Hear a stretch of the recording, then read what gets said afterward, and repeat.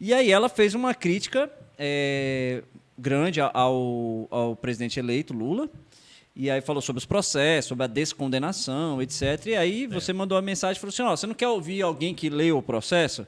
Aí eu falei, deixa eu ver quem é que tá mandando essa mensagem. Aí eu falei, o defensor, então tá querendo defender o Lula. É, claro. Aí, Não vai deixar de defender o Lula. aí o defensor tá querendo defender o Lula. Por quê? Porque o Lula é pobre, coitado, tá sem dinheiro, aí precisa da defensoria para defender ele. Aí a gente trouxe o defensor para defender o Vamos Lula. aprofundar por quê. Eu Sim. até estava... a Defensoria conhece um então juiz, antigamente da Sexta Vara, depois removido para a 13ª Vara Federal de Curitiba.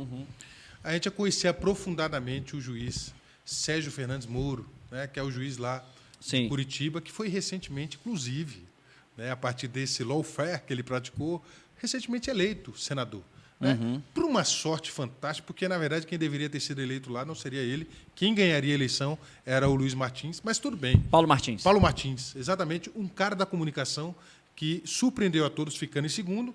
Mas, As pesquisas deram um tomé nele. mas na verdade, é o Não, deram um seguinte, tomézinho nele ali na sexta-feira, no pesquisa- sábado. As pesquisas, inclusive Deram do uma- PEC, fizeram com que ele não tivesse o voto, e aí o voto útil para tirar o Álvaro Dias foi para o Sérgio Moro. Tudo bem, não quer dizer que o Sérgio Moro seja bom, de jeito nenhum.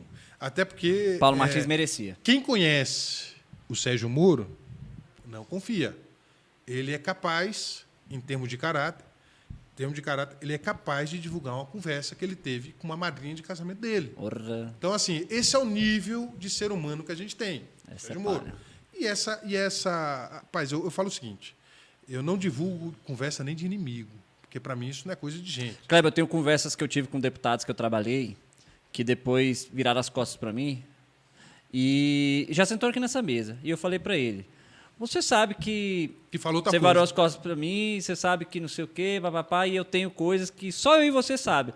Mas, ele não, eu sei, mas eu nunca vou te sacanear, porque eu não Exato. acho justo, não acho legal. Porque você tem caráter. Uhum. Ao contrário de quem tem um projeto de poder. Uhum. E a utilização da toga como projeto de poder jamais deve ser, e a gente está falando lá de justiça lá atrás, jamais deve ser encarado e visto como uma questão de justiça. Vamos aos fatos, e aí falando especificamente do processo.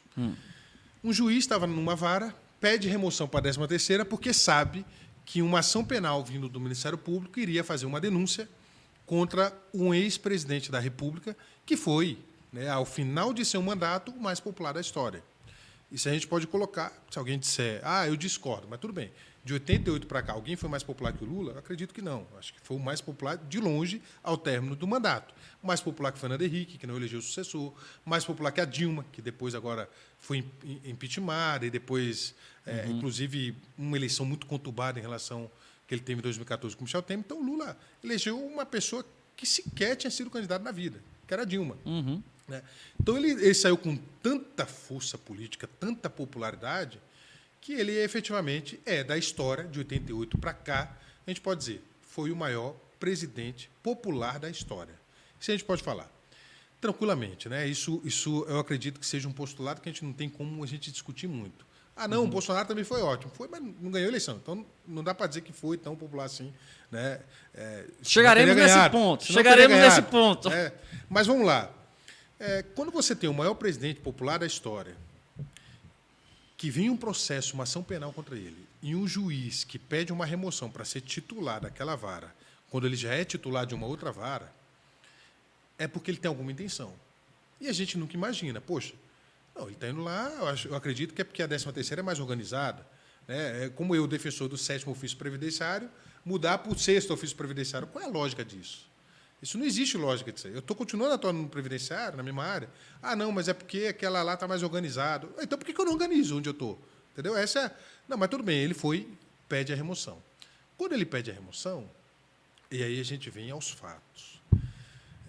E aí vamos especificamente para a denúncia do Ministério Público. A denúncia do Ministério Público aponta uma série de provas. Olha, o Lula visitou o triplex 4 vezes. Triplex lá do Guarujá, que é essa ação. A ação penal não é por conta de 51 imóveis. A ação não é por conta de 25,6 milhões de reais em espécie que ele utilizou para comprar, para fazer lavar dinheiro. Não, não é nada disso.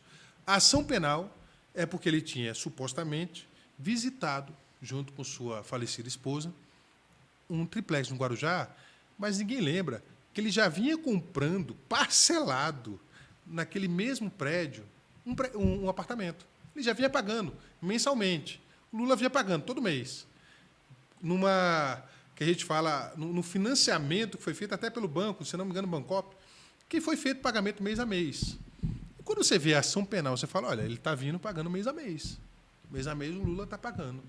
Aí o que se fala? Não, mas o Lula teve um upgrade, ofereceram um triplex para o Lula. Tudo bem, mas ofereceram a ponto dele pagar as diferenças, ou ofereceram, não, o Lula é o presidente, a gente vai precisar dele lá na frente, e como a gente vai precisar, o cara é um cara de poder, elegeu agora uma presidenta, né, que eles falam presidenta. Então, acabou de eleger a Dilma Rousseff, então ele tem, a única pessoa que tem poder sobre a Dilma é o Lula.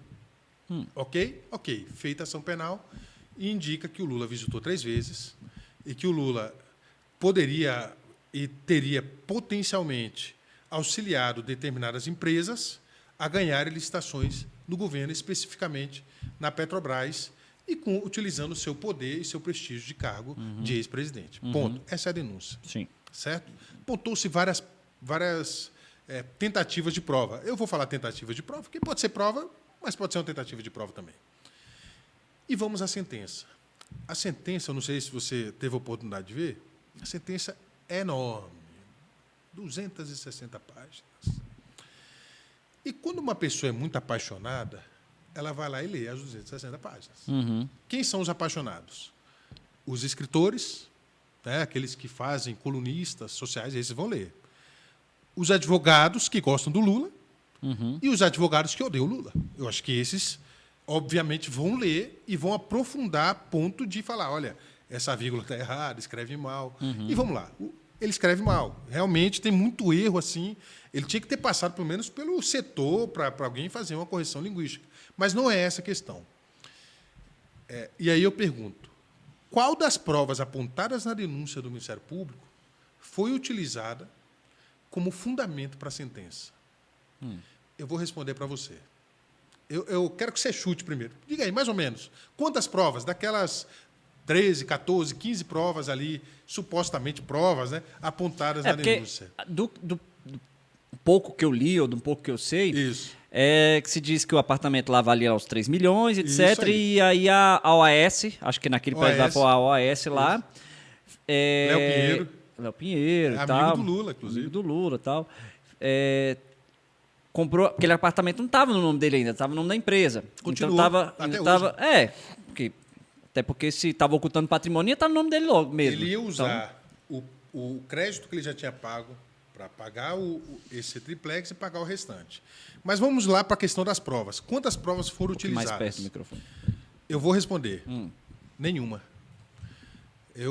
Você pode trazer um Moro aqui, pode trazer qualquer especialista em direito.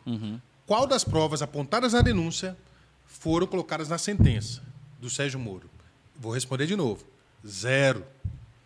0 provas. Não, mas peraí um pouquinho, não tem como. Então, você está me dizendo que não teve nenhuma prova utilizada como fundamento?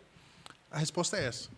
Não tem uma prova apontada na sentença. Uma prova sequer apontada na sentença dizendo, olha, o Lula foi condenado com base na prova tal. O Lula foi condenado fazendo aquela remissão. Você lê a sentença e fala, olha, estou te condenando porque aqui a gravação te mostrou... Foi nessa que ele condenou ele a 9 anos? Foi nessa? Isso, nessa daí, que depois aumentou para 12. Por conta da prescrição e tal, o tribunal aumentou para 12. Né? Depois de um arranjo, né? Aí você fala, poxa, se não tem nenhuma prova, o Lula já começou o processo condenado.